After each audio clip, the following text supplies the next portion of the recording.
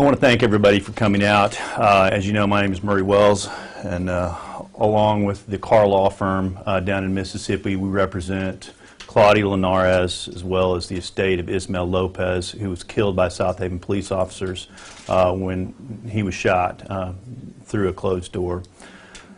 What's happened has been pretty bad, and everyone's followed the story. It's getting worse. And within the last month, the city of South Haven has taken an approach unlike any city has ever taken that is absolutely chilling, which is what we're here to talk about today. In an address to a federal judge in an open pleading in court, the city of South Haven has announced that it is their policy that if you are an undocumented resident of that city, you have no constitutional protections. I'll let that sink in. You have no right to constitutional protections, meaning that stormtroopers can come into your house and kill you without regard to any constitutional results or repercussions whatsoever. It sounds amazing because it is amazing. It's in direct conflict with the Constitution of the United States, which clearly says under the 14th Amendment, line 1, all persons on United States territories have constitutional rights. The Supreme Court backed that up starting in the 1800s with Chinese immigrants that were here to work on the railroad. The Supreme Court has consistently said that if you are on American soil, whatever your status is, you enjoy the full protections of the United States Constitution. And the city of South Haven is taking those rights away from its residents. And we are shocked. We do not believe that those arguments are in good faith. We don't believe they're founded on any real law whatsoever. I believe the city of South Haven should have to respond to why it is their police officers can act without impunity with respect to constitutional due process rights. We've responded, and we'll make all those documents available for all of you. But this should be a chilling, larger issue, even than just the city of South Haven. For one municipality to adopt this, that they can have unfettered access to undocumented residents, someone else is going to use the same defense, and it's going to grow if it's allowed to go unchecked. So it is the most serious pleading I've seen, the most flagrant disrespect for the Supreme Court and the Constitution of the United States.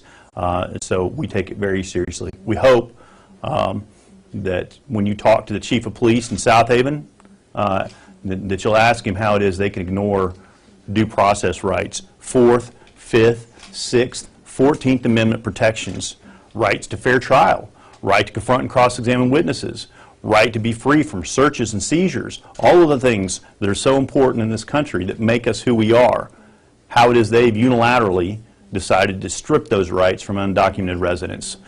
We've reached out to the Department of Justice, to the U.S. Attorney, Bill Barr. We've also reached out to the governor of the state of Mississippi and to the Mississippi Attorney General, letting them know that there is a rogue city arguing that they don't have to afford constitutional protections to undocumented residents.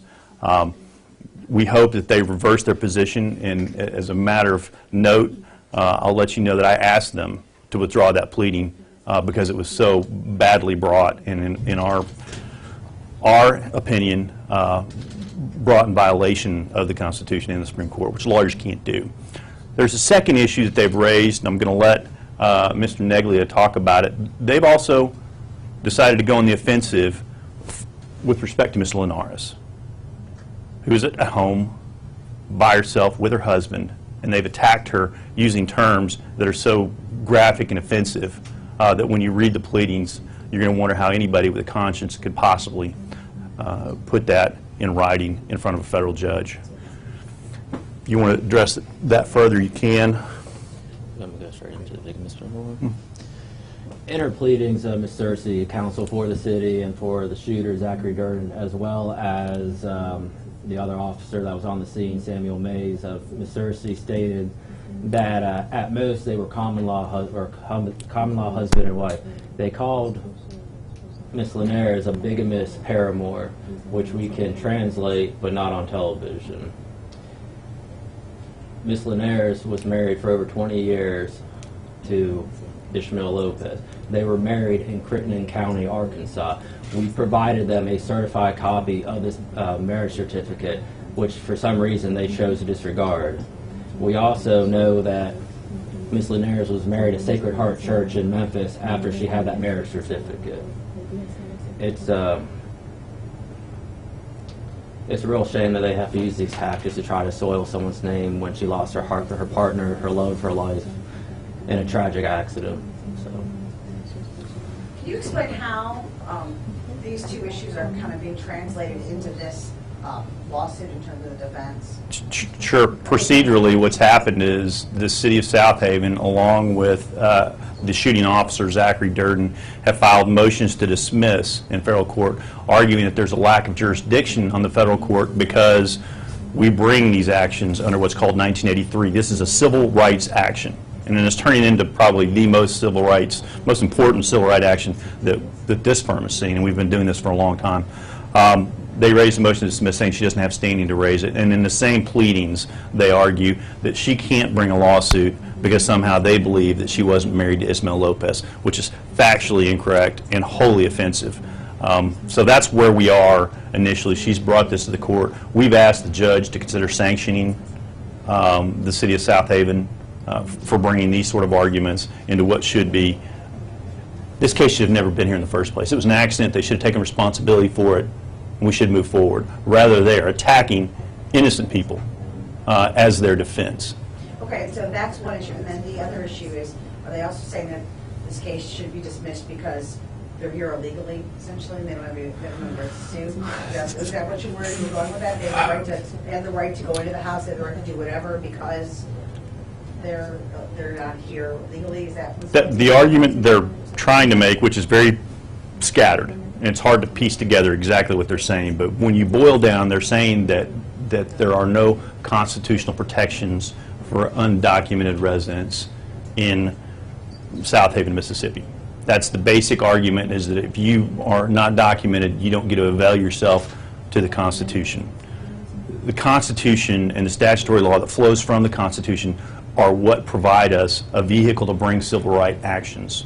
So under Section 1983 of the United States Code, that if there's a constitutional violation, this is the vehicle we jump in to make those allegations, and they're saying they don't get to avail themselves to the Fourth Amendment or due process under the law. So if this person had been a legal resident of the United States, you could move forward with this claim, but since they're here illegally, you can't file that lawsuit under the Civil Rights Act. That's what they're arguing. It's just flat wrong. The Supreme Court has spoken to it over and over and over again. The Constitution itself defines who can bring actions, and it's any person within the territory. What the city of South Haven wants to bring this into is they want to say, well, it's sort of like they were actually in Mexico when this happened. Look at it like that. But that's not what happened. They were at their home, loved in that neighborhood, and the police came to the wrong house and killed Ismael Lopez. How long have they been? How long has Mr. Lopez, Ms. Linares been living in South Haven? Como 26 años. ¿Cuándo? 16 years. 16 years. 16 years. 16 years. 16 years in that neighborhood, participating in the community, assisting neighbors. We've been down that block and talked to people about the kind of neighbors that they were, and they were amazing neighbors that would mow your yard or take care of you if you were sick. They were residents that city should be protecting, and now that city is directly attacking their very own residents. For 16 years, they were happy to take tax money, happy to let these people spend their money at the store, happy to let them, participate. But when they make a mistake, now these residents don't have the opportunity to seek any legal recourse, and it is chilling. And if I was in any way an undocumented resident, I would be extremely hesitant to go spend my money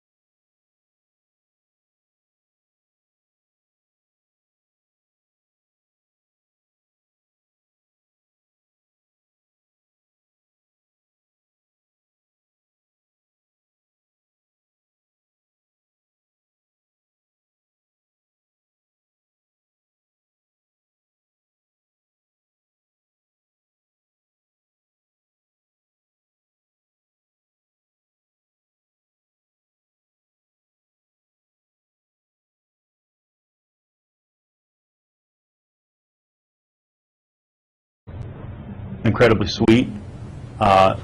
She just wants justice.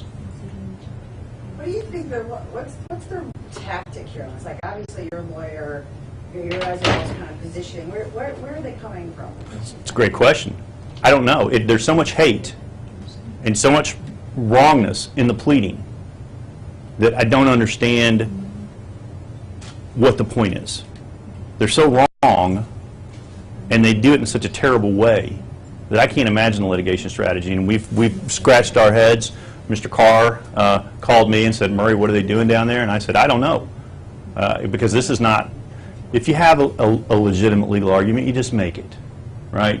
You don't attack people. You don't attack the Constitution. You don't make bad arguments. We're officers of the court as lawyers. We're required to make good faith arguments. And when you throw something out there like this, you're tiptoeing up the line of what lawyering is about. And you're certainly not acting in the spirit of being a good lawyer. Have your latest actions, the sanctionings you talk about, were they filed in Oxford, or where are they at? We'll give you those pleadings. So what we did was we got their motions to dismiss, and then their amended motions to dismiss. We respond to that. In that response, we point out why these arguments are so bad that the court should consider using its power to sanction the city of South Haven for making these kind of arguments. Are there specific court dates that have been set now, the latest in the actual lawsuit? The judge will decide whether or not there are going to be oral arguments on these issues and give us notice. If not, we will sit and wait until the court issues an opinion or a ruling on how he wants to proceed. I guess anyone would say that a lot of the language in some of these motions, well, in all of the motions, are pretty low. Basically saying anyone can, like you said, anyone can come undocumented and be shot down brutally, and calling Miss Lanier is saying that she's married to 2 men at the same time. I mean, how would just outright, how would you describe that language? It's offensive.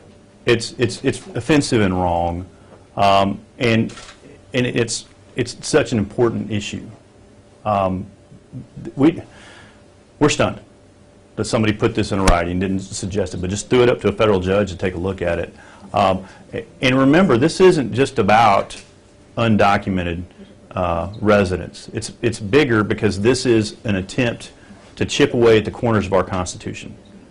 And so I don't care if you're a gun owner in the middle of Mississippi or if you are a defendant on trial in Shelby County, Tennessee, or want to use your First Amendment freedom of speech rights. We are all threatened by actions that attempt to chip away at firmly established constitutional principles. So this isn't just an undocumented issue. This is a constitutional foundational issue.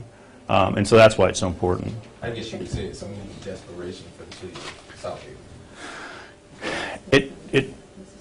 It felt more aggressive than desperate, but the arguments are strained. Mr. Carr, I want to introduce you to Mike Carr, who's working with us down in Mississippi. And I'll just speak briefly on it. My name's Mike Carr. I have a Carr law firm in Cleveland, Mississippi. I've been doing civil rights defense and plaintiff's work for 14 years now.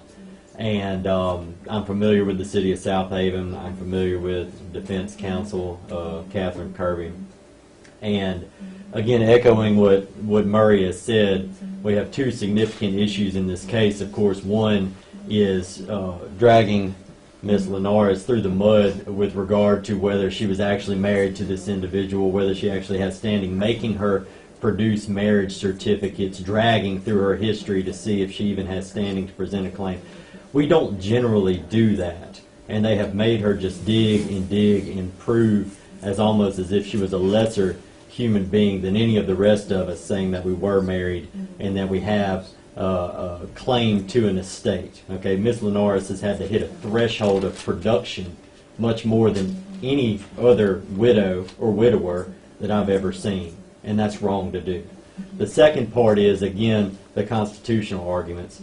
The city of South Haven, through its public federal briefs, has said that the Fourth Amendment does not apply to undocumented immigrants. The Fourth Amendment does not apply to those people to the level where, even though the Fourth Amendment says it applies to persons, not to citizens. The arguments of the city of South Haven essentially are, show me your papers. Are you an American citizen? Okay, this document written in 1789 applies to you. If you're not, you're nothing more than a dog. And that's wrong, because that's not the law. We have over 100 years of constitutional precedent that says our Bill of Rights and the 14th Amendment applies to people. This lady is a person. She's a person on our soil. She's resided in the city of South Haven for 16 years. She's contributed her taxes to the economy, to the school districts, to her church. And now, when she's in a time of need, after the police officers from the city of South Haven improperly came into her home and killed her husband, she doesn't get any protections. And that is wrong. And they put that in a brief, which they filed in federal court. And as a result, we've asked for withdrawal of those arguments. And if not withdrawal, then we have asked for sanctions under Rule 11. Thank you. Could we possibly get Ms. King to translate how Ms. Lenore is feeling and seeing those words, those assumptions in their brief? Esas palabras en el argumento, cómo te sientes ya después de haber visto el argumento que puso South Haven.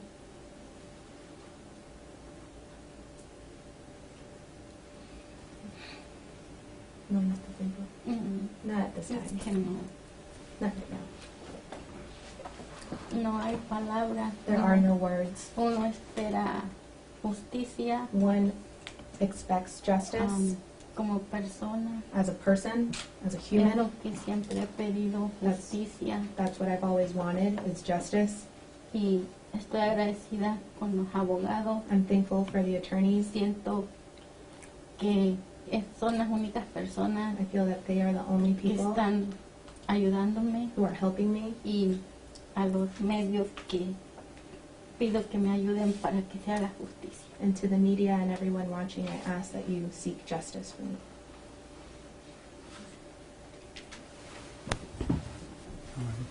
Thank you for your time. Does anyone have any questions at this time? We're all good.